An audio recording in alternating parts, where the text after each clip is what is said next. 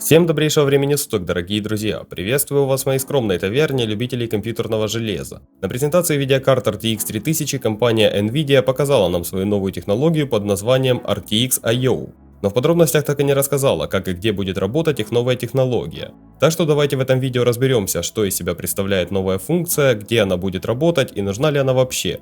Также разберемся, что делать со сборками на Intel, где нет PCI Express 4.0. Кстати, уже стало известно, когда выйдет 11 поколение. И конечно же посмотрим на те самые SSD M2 с поддержкой PCI Express 4.0.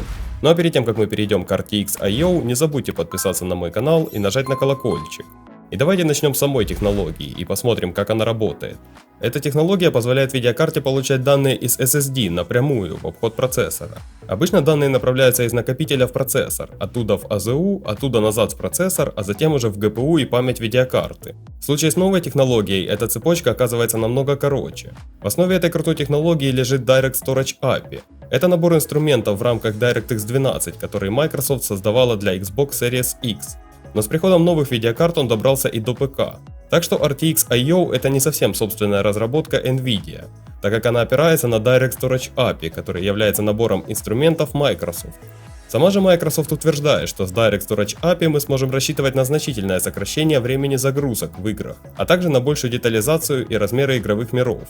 То есть из-за быстрой загрузки текстур в память видеокарты разработчики смогут создавать более большие миры не в ущерб производительности и длительной загрузки. Это и делает технологию действительно полезной и уникальной. Но массы не до конца поняли, как будет работать эта технология, и многие считают, что она разгрузит процессор, и можно теперь в сборках будет экономить на камне. Но это не совсем так. В реальности же она снизит нагрузку на процессор только при загрузке локации или подгрузке текстур. Это естественно повлияет на общую картину нагруженности проца. Но в большинстве своем она не разгрузит процессор во время игр, а просто обеспечит загрузку текстур в обход него. Microsoft же говорит, что Direct Storage API это ответ на развитие систем хранения данных и систем ввода-вывода. Если говорить проще, то это инструмент для реализации потенциала сверхбыстрых SSD с интерфейсом PCI Express 4.0, потенциал которых просто некуда было пристроить. В основе самого API лежит несколько принципов. Это сокращение накладных расходов NVMe на каждый запрос и разрешение одновременных параллельных запросов ввода-вывода, которые могут быть эффективно поданы на видеокарту.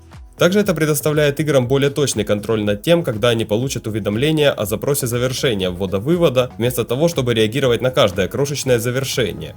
В общих чертах новая технология принесет действительно неплохой прогресс в эру компьютерных игр.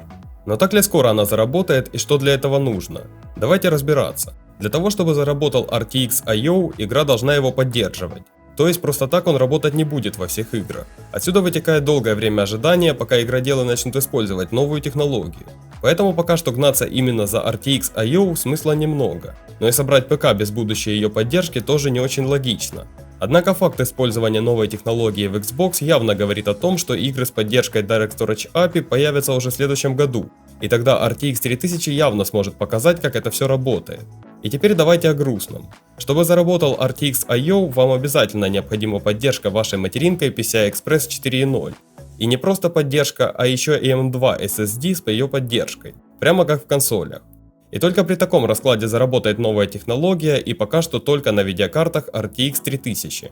Сейчас поддержка PCI Express 4.0 реализована полностью только в материнских платах AMD, на B550 и X570, и только на процессорах Ryzen 3000. У Intel же поддержки в настольных ПК нет вовсе. Однако многие материнские платы на Z490 чипсете скорее всего получат поддержку с выходом новых камней. И как стало известно, выйдет новое поколение уже в первом квартале 2021 года. Rocket Lake S будет оснащен PCI Express 4.0 и наличием всего 8 ядер в топовых процессорах. 11 поколение Core 100% будет поддерживаться нынешними платами на сокете 1200, а в саму линейку войдут только i5, i7 и i9. Младшей же модели вроде как не будет, но это пока что не окончательная информация. Так что если вы собираетесь покупать ПК на Intel вместе с видеокартой RTX 3000, то я бы посоветовал вам подождать 11 поколение.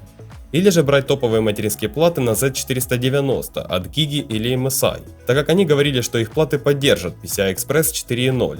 А вот у Asus большинство материнок чисто технически не смогут поддержать обновления. Ну и скорее всего Intel сделает новый набор чипсетов под свои Rocket Lake S со 100% поддержкой. Сама же Nvidia сказала, что надеется, что со временем появится больше систем с PCI Express 4.0, которые смогут в полной мере раскрыть новую технологию.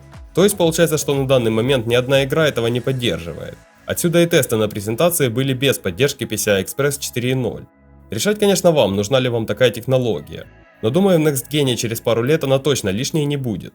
Поэтому если вы хотите взять в ближайшее время Рязань, то лучше доплатите до материнок на B550 или X570. Это позволит вам в будущем поставить подходящий SSD и получить полную мощность от топовых видеокарт RTX 3080 и RTX 3090. Плюс ко всему, покупка таких материнок очень даже привлекательна из-за поддержки процессоров на Zen 3. Так что у Ryzen с этим все более чем прекрасно. А вот с Intel я бы советовал вам подождать или присмотреться сейчас к Z490 и надеяться, что поддержку с новыми камнями под вашу материнку завезут, и вы потом сможете обновиться на новые камни.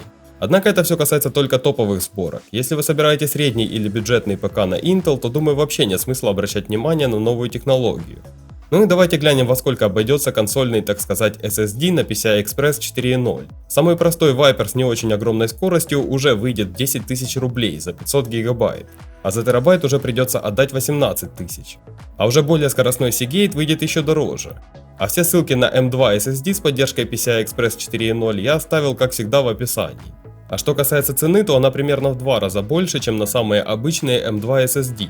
Поэтому идеальным вариантом, на мой взгляд, будет подождать еще годик-другой, пока цены станут более-менее адекватными. К этому времени уже как раз повыходит много проектов с новой технологией, да и RTX 3080 явно станет по более адекватной цене, чем на старте. Но если вы хотите со старта получить технологию будущего, то в целом можно потратиться уже сейчас. И в итоге получается, что новая технология загрузки текстур поистине крутая. Ведь это позволит действительно делать намного детализированные миры в играх, которые точно забьют всю память в RTX 3090. Но в реальности для этого потребуется выложить немало денег, учитывая, что железо и так подорожало за лето. Да и нет особого выбора до выхода новых процессоров Intel. Поэтому если вы намерены уже сейчас брать ПК под новые видеокарты, то лучше всего будет взять мою последнюю сборку под RTX 3080. Если у вас есть немного лишнего бюджета, то сразу поставить туда SSD с поддержкой PCI Express 4.0 из этого видео. Это гарантированно даст возможность пощупать новую технологию, когда она подъедет, и в целом комфортно жить в Next Gen. Что касается самой технологии, то она точно кардинально не повлияет на загруженность процессора, ведь с ней можно будет создавать более масштабные локации, которые хоть быстрее загрузятся, но в то же время затребуют еще больше обработки камнем. И вот эта мощность, которая отойдет с процессора и понадобится для их обработки. Так что эры, когда проц вообще не нужен, в этом поколении игр точно не будет. А вот многоядерную оптимизацию, надеюсь, завезут. Но я лично ставлю ставку, что Next Gen в полной мере появится к концу следующего года, так как сейчас до сих пор мало анонсированных проектов, да и даже консоли еще не подъехали. В общем, я попытался максимально доступно рассказать вам про новую технологию, чтобы вы знали, как и где она будет работать. Но если вам понравился ролик, то обязательно поставьте ему лайк. А я хочу вам напомнить, что вы всегда можете задать любой интересующий вас вопрос по сборке ПК в комментариях или в сообщениях моей группы в ВК. Спасибо всем, кто ставит лайки и подписывается на мой канал. До скорых встреч, друзья!